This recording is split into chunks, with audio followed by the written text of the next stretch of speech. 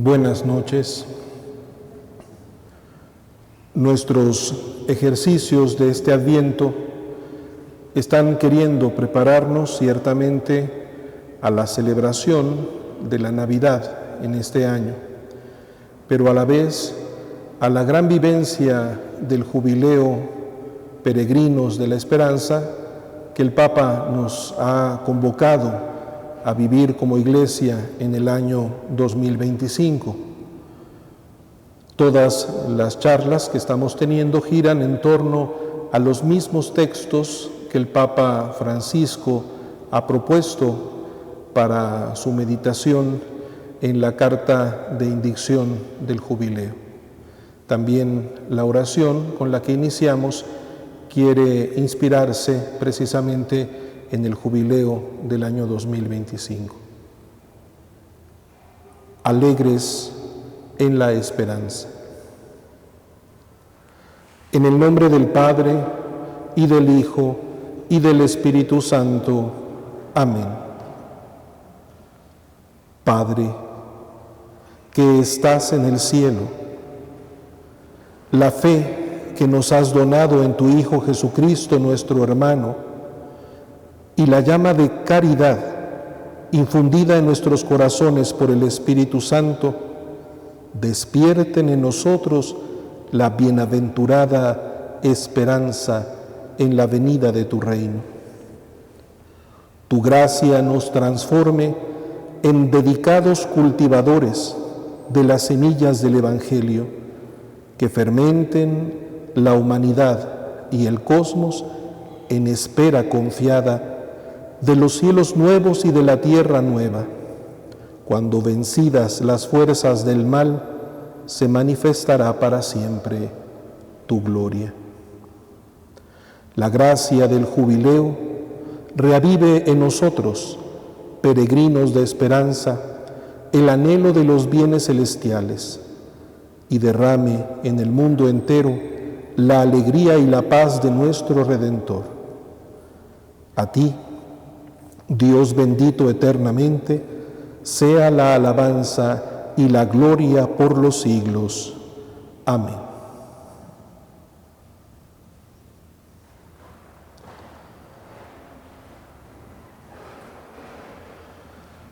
Signos de esperanza. La carta de indicción al Jubileo propone convertirnos en signos de esperanza. En la preparación del Jubileo anterior, el gran Jubileo del año 2000, también Juan Pablo II había vinculado el Espíritu Santo a la esperanza y había hablado de signos de esperanza en el mundo y en la Iglesia, más allá de los índices de conflicto que también se reconocían.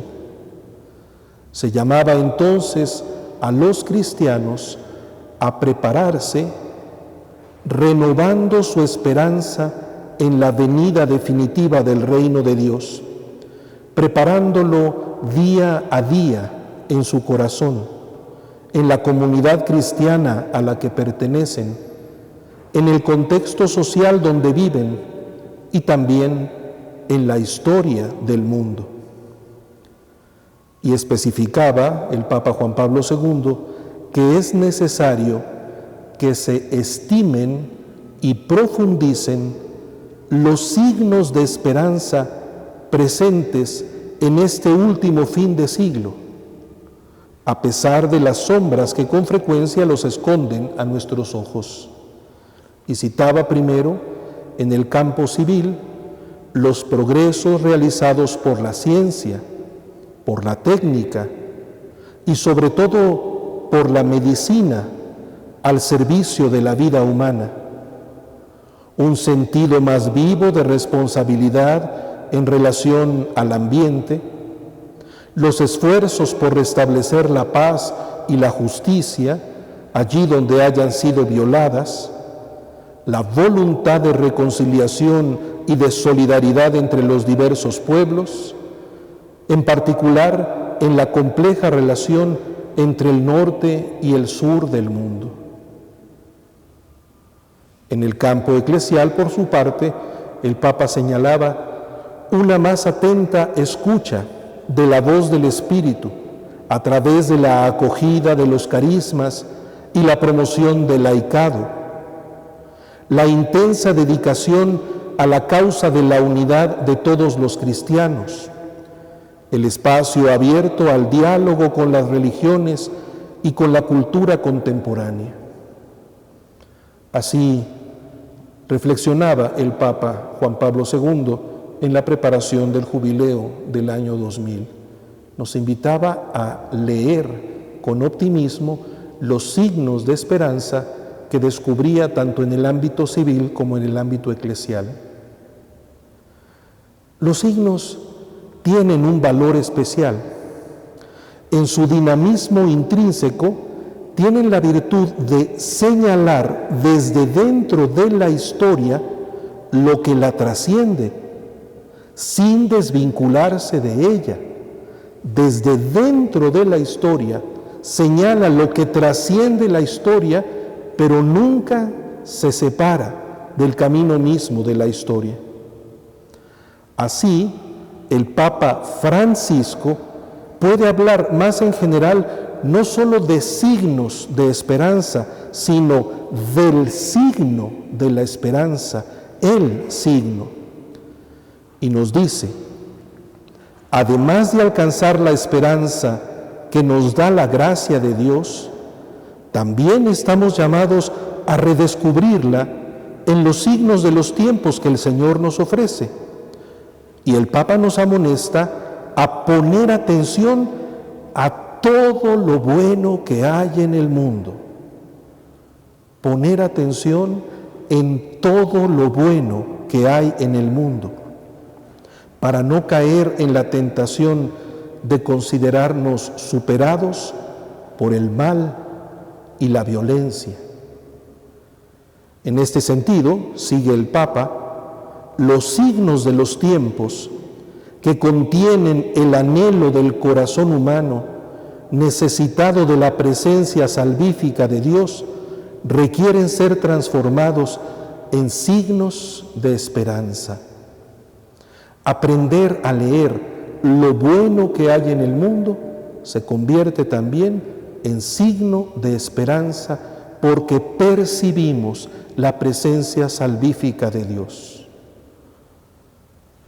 En su primer acercamiento a esta perspectiva, el Papa constata el drama de la guerra y de la violencia que reconoce en el tiempo presente y apela entonces a que el primer signo de esperanza se traduzca en paz para el mundo.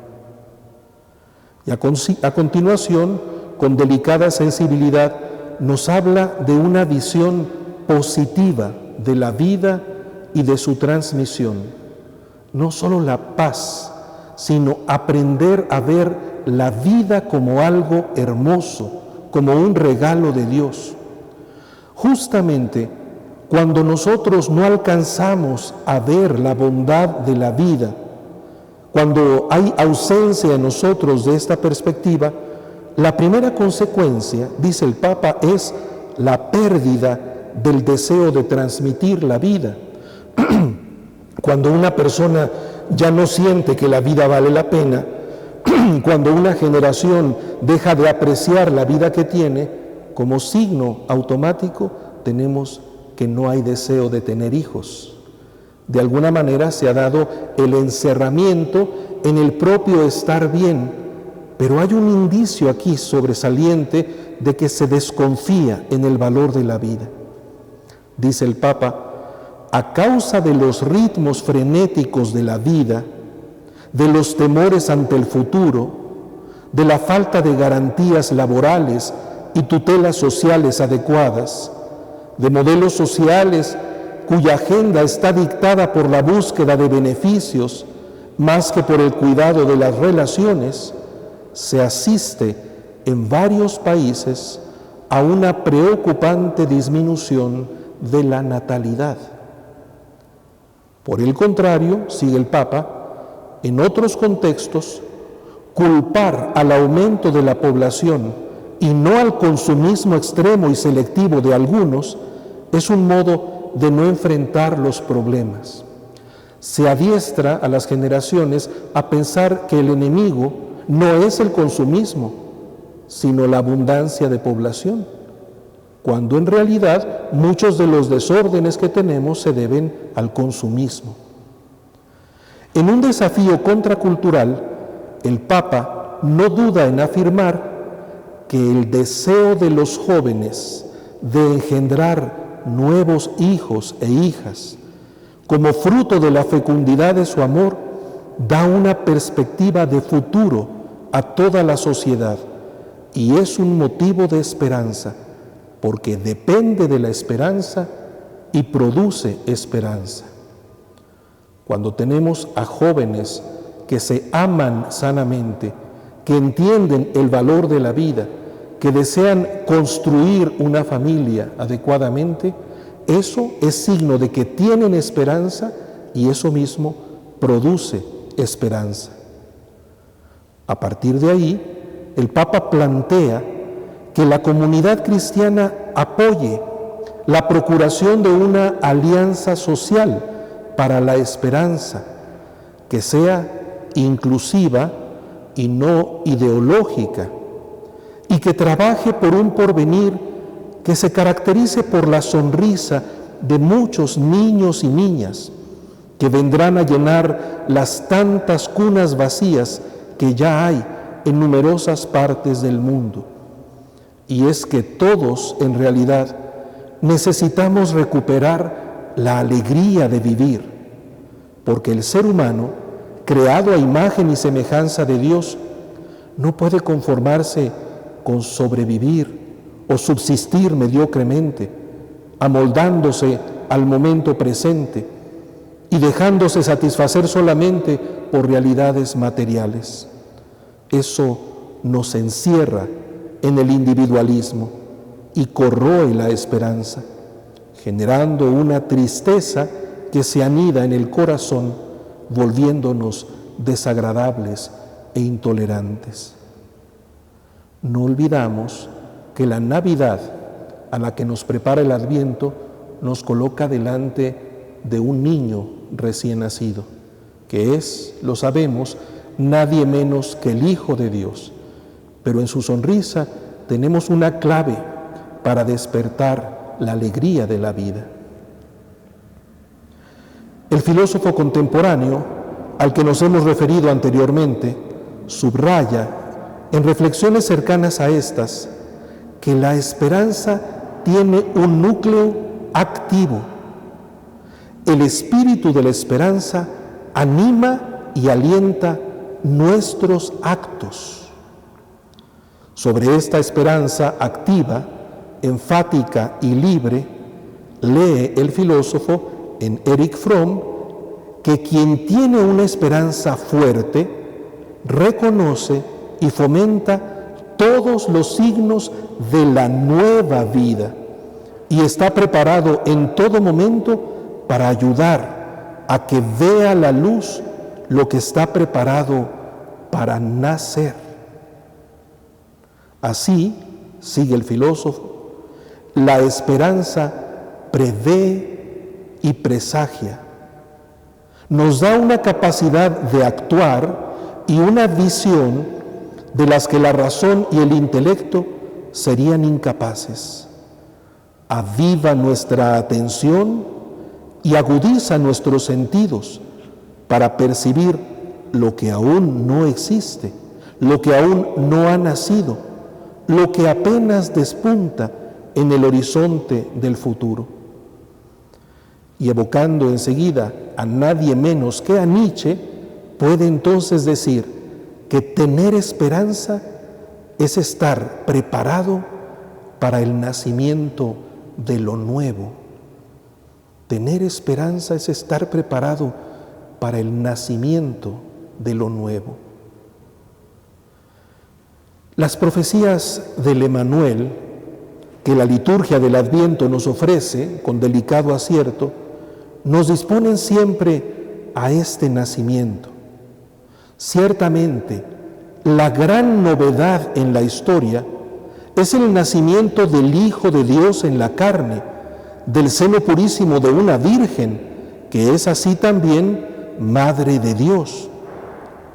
Pero ese sublime acontecimiento nos estimula a entender y experimentar la esperanza como una continua oportunidad de abrirnos a las novedades cotidianas, a los nacimientos de todos los días, que se vuelven así signos de la suprema novedad de la historia. Dice el profeta: el Señor por su cuenta les dará un signo. Miren, la Virgen está encinta y da a luz un hijo, y le pondrá por nombre Emmanuel. Esto se cumple en la Natividad, sigue el profeta, porque un niño nos ha nacido, un hijo se nos ha dado, y su nombre lleva el ejercicio de toda novedad. Sigue el profeta, es su nombre Maravilla de Consejero, Dios fuerte, Padre de eternidad, Príncipe de la paz. Padre de eternidad, da a luz lo que perdura siempre y nunca se agota.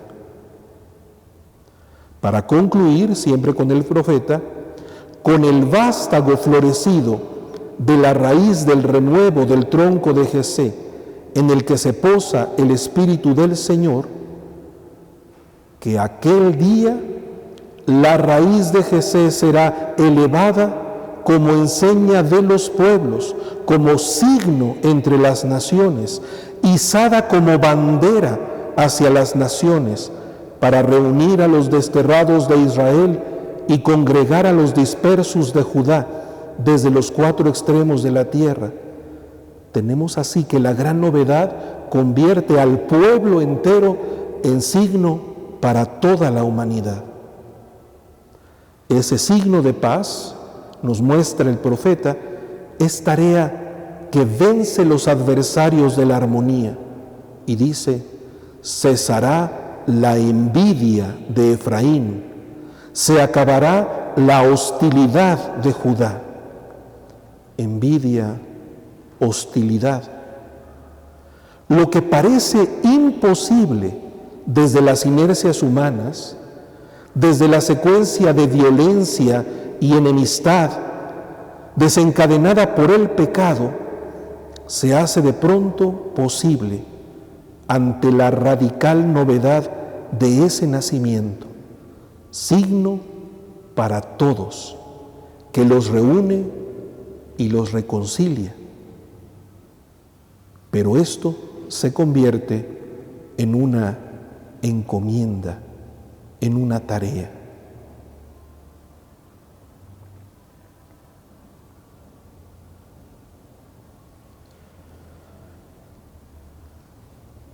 Procedemos, como lo hemos venido haciendo, a la lección, a la lectura orante de la palabra, siempre sobre los textos de la carta a los romanos que nos propone el Papa Francisco, en este caso el capítulo 12 de la carta a los romanos, insisto.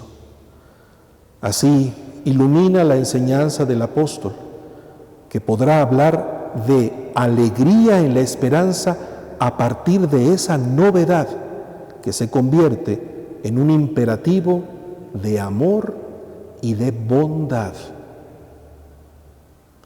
Leemos desde el versículo 9 hasta el 18.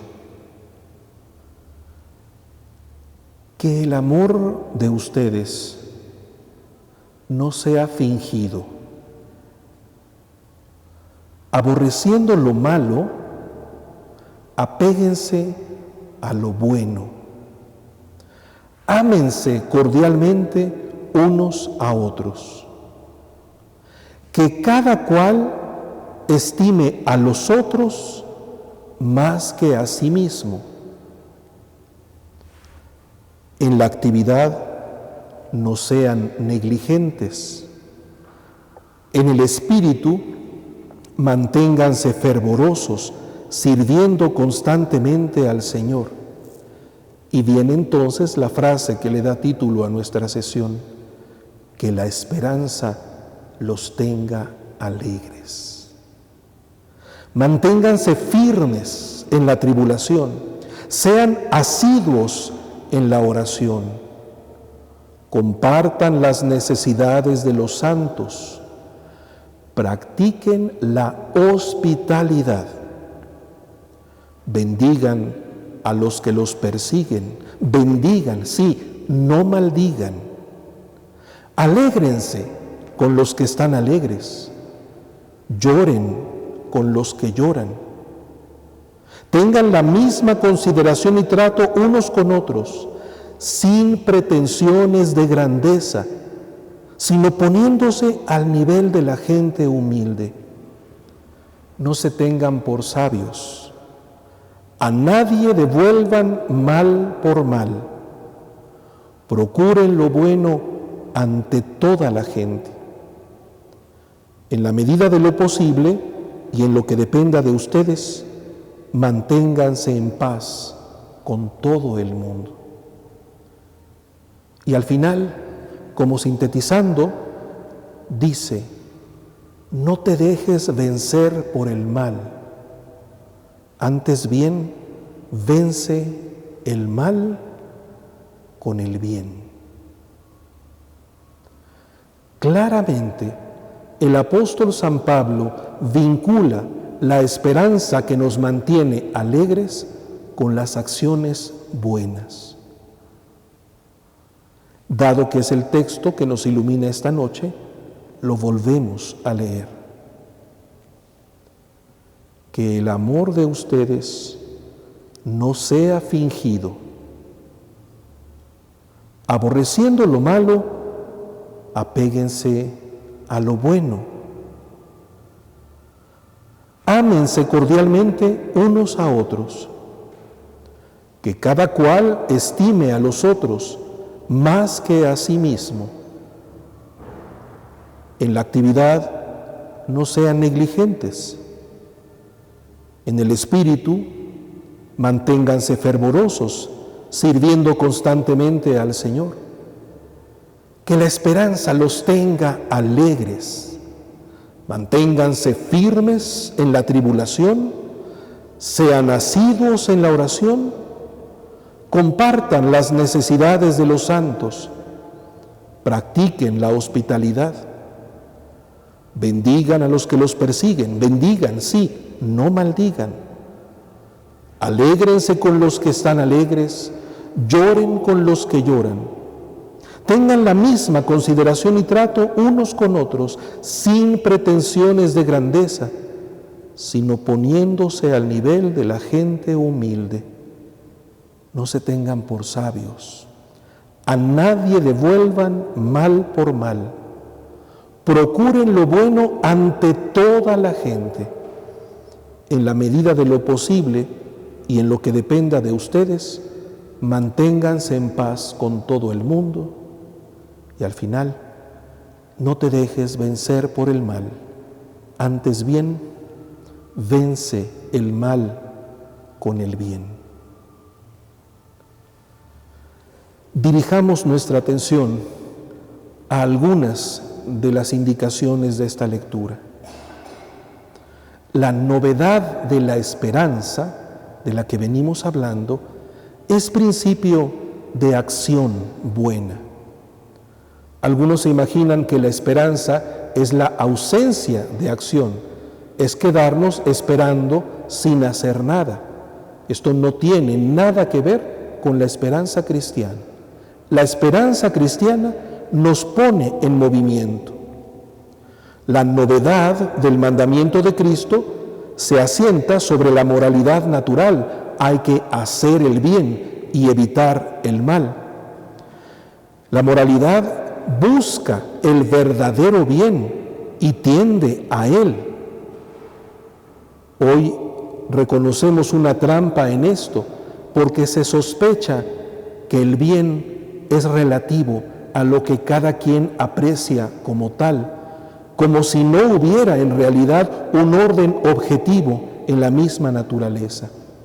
La moralidad y el sentido común reconocen la necesidad de un bien objetivo, pero no nos quedamos simplemente en el orden natural.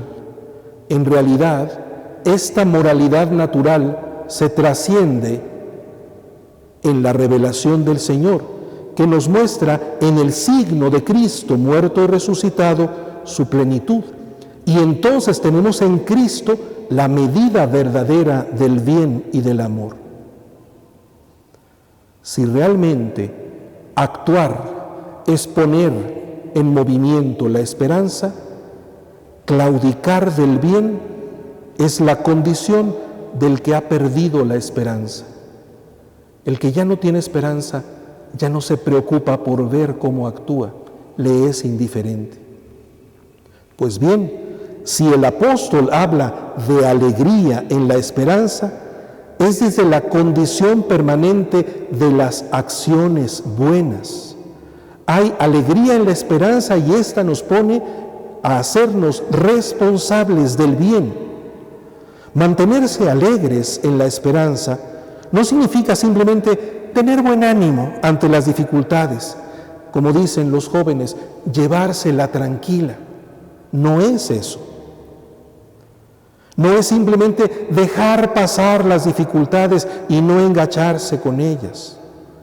En realidad, la esperanza es el motor constante del bien.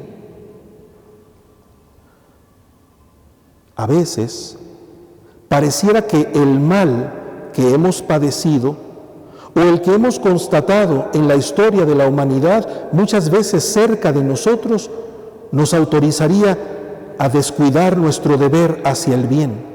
Si todos lo hacen, yo también lo puedo hacer. Si la sociedad ha perdido la vergüenza, no habría razón para mantenerse en el pudor. La vocación cristiana nos salva de esa trampa, y no como un regaño, ni como una pretensión de superioridad, sino con la alegría del que se encuentra con el bien. Una vez más, desde la caridad, el apóstol apela a la autenticidad de la vida cristiana. Habla de un amor sin fingimiento, que aborrece el mal y se apega al bien. Para ello, invita a un amor devoto, amor a Dios, y fraterno, amor al hermano. Y en este amor se verifica la mutua estima. No es simplemente buena educación, sino reconocimiento auténtico del valor que hay en el otro. Esta relación con los hermanos no deja de provenir de la primacía de Dios, a quien invita el apóstol a servir constantemente, manteniéndose fervorosos en el Espíritu. Así, toda actividad realizada será diligente, porque no es producto de la casualidad ni de la inercia, sino del mantener el propio eje en el Señor. El amor cristiano, movido por la esperanza, si me permiten decirlo así, no nos deja ser flojos. Nos exige ponernos al servicio los unos de los otros con sencillez. Sobre este marco, el apóstol puede llamar a los cristianos a mantenerse firmes en la tribulación. Hablamos la semana pasada de la posibilidad de la frustración, de la desesperación. Como ya mencionábamos entonces, las dificultades pueden desanimarnos y desilusionarnos. Al contrario, la esperanza descubre en la tribulación una oportunidad para vivirla de manera genuina. No es que tengamos que vivir en esperanza a pesar de las dificultades, decíamos, sino a través de las dificultades, en medio de las dificultades. Decía una vez más el Papa Juan Pablo II que la esperanza nos sostiene y protege en el buen combate de la fe. Lo llama combate. No se oculta su carácter bélico, si se me permite llamarlo así, pero se entiende que las circunstancias difíciles tienen en la virtud de la esperanza un sostén y una protección. Así lo explica también el Catecismo de la Iglesia Católica, diciendo que la esperanza es un arma que nos protege en el combate de la salvación. Y cita Pablo en la primera carta a los Tesalonicenses: revistámonos la coraza de la fe y de la caridad, con el yelmo de la esperanza de la salvación. Y sigue el Catecismo: nos procura el gozo en la prueba misma. No es una tragedia la dificultad. La esperanza nos permite gozarnos en medio de la dificultad. Y precisamente aquí el Catecismo cita enseguida nuestro pasaje: con la alegría de la esperanza, constantes en la tribulación. Pero la fortaleza en la tribulación no es simplemente aguantar la desventura. Ahí está y me quedo, aunque me cueste, ahí sigo. No es eso. En la esperanza encuentra algo más que un humor positivo para dar buena cara al mal tiempo. Es la memoria de la fuerza transformadora del bien. Precisamente, quien pierde la esperanza deja de actuar con solicitud el bien. El apóstol, en cambio, llama entonces a ser asiduos en la oración, es decir, a mantener firme el rumbo de la barca desde la relación con Dios, y entonces a entrar en sintonía con el hermano desde el bien, compartiendo las necesidades del prójimo, practicando la hospitalidad, alegrándose con los que están alegres y llorando con los que están tristes. Engloba todo en la perseverancia en el bien, sin devolver a nadie mal por mal, procurando lo bueno ante toda la gente, sin dejarse vencer por el mal, antes bien venciendo el mal con el bien. En su penetrante comprensión del alma humana, el apóstol San Pablo señala un aspecto profundo que con frecuencia altera las mejores intenciones y termina por arruinarlas: la soberbia. Incluso el sentido común puede ser vencido cuando una persona narcisista se instala en la certeza de su propia superioridad y exige que el mundo gire a su alrededor. La propia necesidad de afirmación puede traicionar el valor personal, incluso hasta extremos ridículos, que muchas veces solo quedan escondidos al mismo que se defiende a ultranza. Por eso advierte San Pablo contra las pretensiones de grandeza y la consideración de la propia sabiduría. La enfermedad se cura poniéndose al nivel de la gente sencilla. La necia imposición de sí mismo es una de las principales causas de violencia.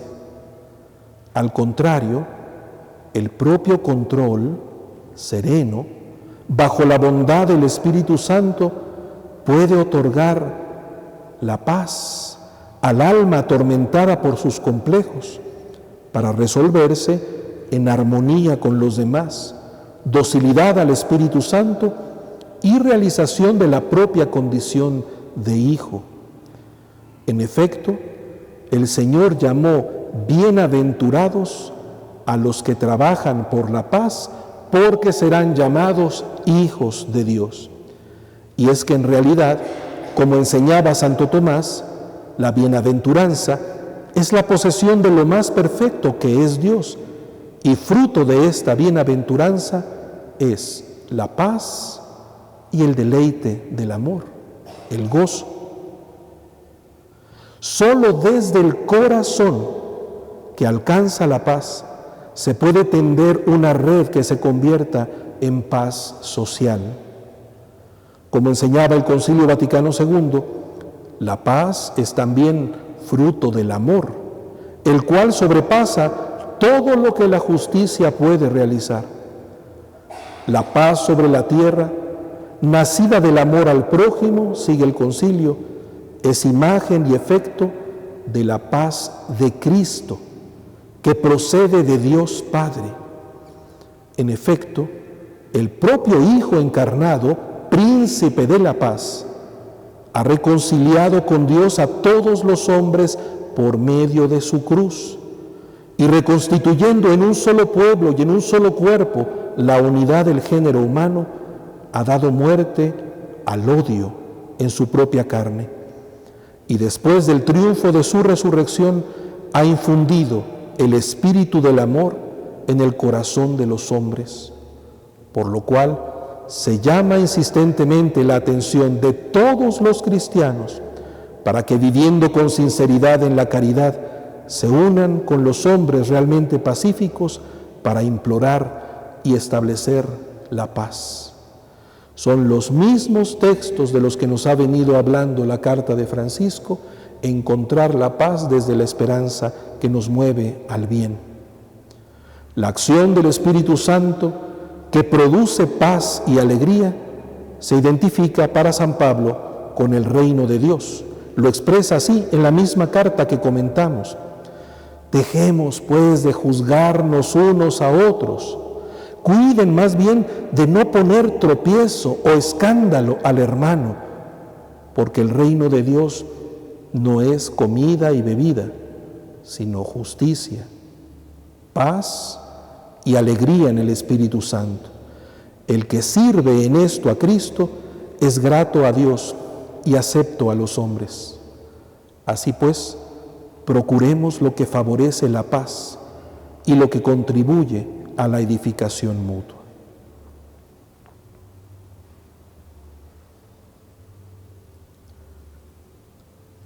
Terminamos nuestra reflexión motivándonos unos a otros a la acción que brota de la esperanza. El Papa Francisco no solo nos invita a despertar la esperanza a partir de los signos de bondad que encontramos a nuestro alrededor y de los que nos conocemos capaces de realizar, nos invita también a ser signos tangibles de esperanza. Ser signos. Nos ha hablado de reconocer los signos de bondad, ahora nos llama a ser signos, y signos tangibles, concretos, que a través de nuestra operación se entienda la elocuencia del bien. Ciertamente, el Papa lo ve concretamente en acciones que suscitan entre los hermanos esperanza, en ambientes marcados por la penuria. Habla en la carta de los presos, de los enfermos, de los jóvenes, de los migrantes, de los ancianos, de los pobres.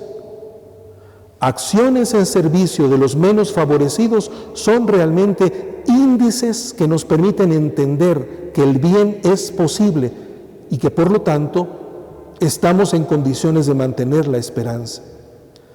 San Cipriano le da voz a esta convicción, siempre invitando a obrar el bien a partir de la confianza en Dios. Decía: no vamos en pos de una gloria presente, buscamos la futura, conforme a la advertencia del apóstol Pablo. Cuando esperamos lo que no vemos, aguardamos con perseverancia. Así pues, la esperanza y la paciencia nos son necesarias para completar en nosotros lo que hemos empezado a hacer y para conseguir, por concesión de Dios, lo que creemos y esperamos. Ya hemos hablado de crecer en la esperanza. ¿Cómo es esto posible? Sigue San Cipriano. En otra ocasión, el mismo apóstol recomienda a los justos que obran el bien y guardan sus tesoros en el cielo para obtener el 100 por 1, que tengan paciencia, diciendo: mientras tenemos ocasión, trabajemos por el bien de todos, especialmente por el de la familia de la fe. No nos cansemos de hacer el bien, que si no desmayamos, a su tiempo cosecharemos. Estas palabras exhortan a que nadie, por impaciencia, decaiga en el bien obrar, o, solicitado y vencido por la tentación, renuncie en medio de su brillante carrera, echando así a perder el fruto de lo ganado por dejar sin terminar lo que empezó. En fin, sigue San Cipriano, cuando el apóstol habla de la caridad, une inseparablemente con ella la constancia y la paciencia. La caridad es paciente, afable, no tiene envidia, no presume ni se engríe, no es maleducada ni egoísta, no se irrita, no lleva cuentas del mal, disculpa sin límites, cree sin límites, aguanta sin límites. Indica, pues, que la caridad puede permanecer porque es capaz de sufrirlo todo. La esperanza no es solo hacer el bien y convertirnos así en signos del bien y de la esperanza a través de nuestras acciones. Es también una manera de fortalecernos, una manera de integrar la caridad a través de lo que la fe nos mueve a realizar. Los dinamismos teologales vuelven a aparecer: la esperanza sustentada en la fe y operativa en la caridad. Pero las acciones buenas han de entenderse desde su raíz. No se trata solo de hacer cosas que transmitan esperanza, sino, insistimos, en ser sus signos. Que la propia persona, en su actuar sí, pero antes en su mismo ser, constituya un mensaje de esperanza y un instrumento de bondad para que todos podamos seguir esperando. En realidad, esto constituye parte de la naturaleza de los sacramentos de iniciación que hemos recibido. El bautismo nos ha configurado con la vida del Redentor, de modo que la gracia salvadora que Él nos ha obtenido se extiende también a través de nuestro testimonio, en la alegría, en la paz y en la bondad que procuramos. Este dinamismo se convierte en tarea por la confirmación, de modo que, como por oficio, transmitimos al mundo la esperanza de la salvación que hemos recibido y damos razón de ella. En el supremo banquete, la invitación a todos los hombres a participar del amor divino se verifica como el sacrificio único que ha brindado a todos la paz y la salvación, y al que se llama a todos, para que hechos uno en Cristo, alabemos y demos gloria al Padre en el Espíritu. San Pablo nos ha dado algunas pistas de los signos eficaces de amor que estamos llamados a realizar. Quisiera detenerme en uno de ellos para concluir: la hospitalidad, que no consiste solamente en ser amables con el prójimo y socorrerlo en sus necesidades. Es una disposición general que convierte el propio hogar en casa común, que extiende el calor de la intimidad a los que padecen el frío de la soledad, del abandono, del desamparo o de las inclemencias del tiempo o de la pobreza, que aporta a las obras de misericordia el tono interior de una verdadera solicitud por el hermano, de hacerse cargo de él, de reconciliarse con él, de considerarlo en verdad alguien que tiene que ver conmigo, No es dar un vaso de agua sin meterme con la persona, sino de alguna manera relacionarme con la persona a la que he tenido el privilegio de servir, dándole el vaso de agua. Entonces, hacer el bien convierte la paciencia y la perseverancia en disposiciones que se comparten desde la vivencia común, generando relación, haciendo un espacio común. Esto es la hospitalidad, en el intercambio de sentimientos y afectos, en la atención compartida hacia el bien esperado, mientras se ejercita el bien posible desde el presente. Hospitalidad nos lleva a pensar en hogar, en casa.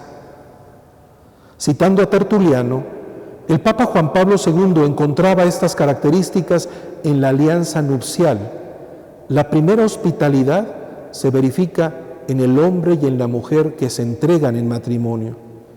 Decía Tertuliano, ¿cómo lograré exponer la felicidad de ese matrimonio que la Iglesia favorece, que la ofrenda eucarística refuerza, que la bendición sella, que los ángeles anuncian y que el Padre ratifica? Y sigue Tertuliano, qué yugo el de los dos fieles unidos en una sola esperanza. El matrimonio entendido como dos fieles unidos en una sola esperanza. Y sigue, en un solo propósito, en una sola observancia, en una sola servidumbre. Ambos son hermanos y los dos sirven juntos. No hay división ni en la carne ni en el espíritu. Al contrario, son verdaderamente dos en una sola carne, y donde la carne es única, único es el espíritu. La primera hospitalidad, la más radical hospitalidad, se encuentra en la común esperanza del matrimonio.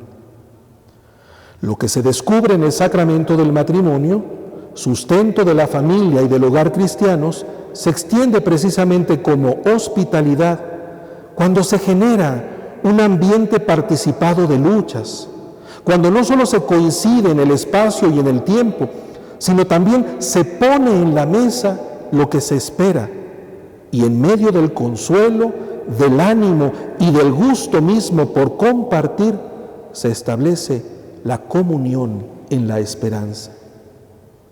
Esto lo puede proyectar también Juan Pablo II como una misión de la familia que sirve a la sociedad. Enseña Juan Pablo II, la comunión espiritual de las familias cristianas, enraizadas en la fe y esperanza común y vivificadas por la caridad, constituye una energía interior que origina, difunde y desarrolla justicia, reconciliación, fraternidad y paz entre los hombres. La familia cristiana, como pequeña iglesia, está llamada, a semejanza de la gran iglesia, a ser signo de unidad para el mundo y a ejercer de ese modo su función profética, dando testimonio del reino y de la paz de Cristo, hacia el cual el mundo entero está en camino. Lo que la persona cristiana es, lo que la familia cristiana es, lo que la iglesia es como signo de esperanza, ha de volverse consciente en este tiempo, en el Adviento y en el Jubileo, y proponerse, sin intenciones de brotar de las propias energías, sino siempre de la gracia de Dios, servir a la esperanza del mundo, para que en Cristo tengamos vida.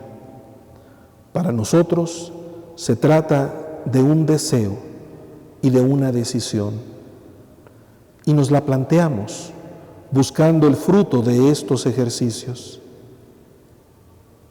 ¿De qué manera puedo yo actuar el bien para convertirme en un signo de esperanza? ¿Cómo propiciar el bien compartido, para que la comunión en el tiempo se convierta también en la fuerza arrolladora del amor que todo lo transforma y lo renueva.